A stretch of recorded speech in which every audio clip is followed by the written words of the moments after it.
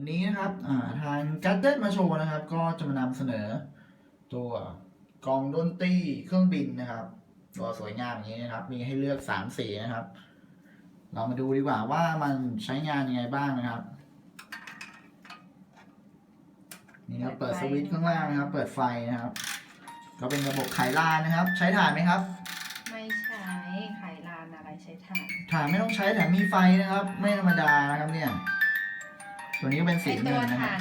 ตัวไฟมันต้องมีถ่านเหมือนถ่านนาฬิกาแต่ตัวนี้มันมีให้อยู่แล้วถ่านนาฬิกาเพื่อทำให้เกิดไฟมีให้อยู่แล้วนะครับ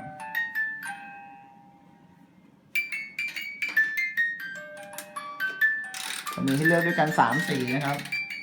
สวยต่างสไตล์กันนะครับคนละเพลงนะเพลงคนละอย่างนะครับเผื่อใครมีหัวใจรักเสียงดนตรีที่เสียงต่างกันนะครับหรือชื่นชอบสีต่างกันนะครับก็เลือกกันได้นะครับชมพูสีเงินนะครับแล้วก็สีเหลืองก็ตั้งเอาไว้ที่ห้องนั่งเล่นหรือโต๊ะทำงานหรือหัวเตียงนะครับสวยงามแน่นอนครับ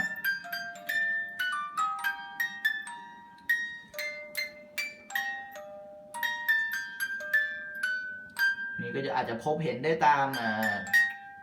แถวชิงช้าสวรรค์นะครับเขาจะขายคู่กันนะครับ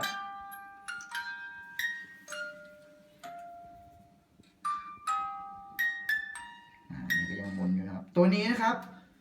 สำหรับคนที่สนใจนะครับเข้าไปหาซื้อได้ที่ gadgetmashow.com นะครับ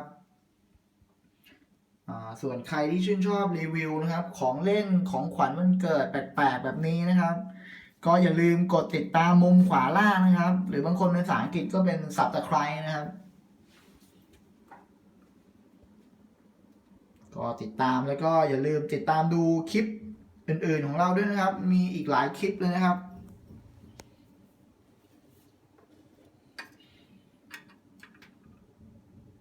แล้วก็อย่าลืมกัน